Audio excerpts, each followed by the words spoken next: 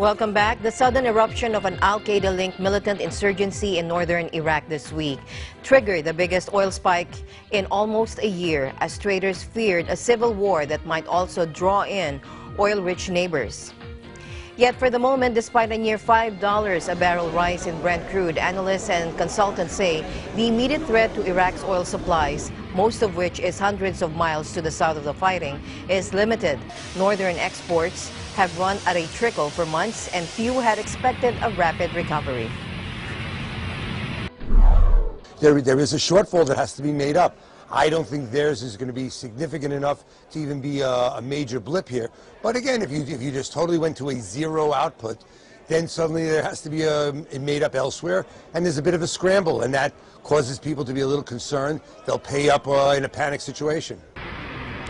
While it's too early to say what impact the violence will have on long-term investment in a country expected to deliver a large portion of the world's future oil supply growth, near-term risks are more contained. Crude oil prices touched $107 a barrel in New York for the first time in 9 months. But we are still very sensitive what goes on in the Middle East. There's no question that spills over, and that's reflected in the Brent price usually. And the Brent price is tied in with our price. There's no question. It's a global market, so everything is interrelated. So what goes on there affects us also.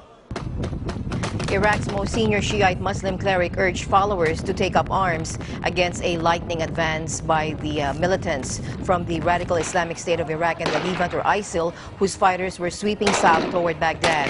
The most material focus for markets is the 300,000 BPD Baiji refinery, Iraq's largest, which was surrounded by ISIL fighters on Thursday.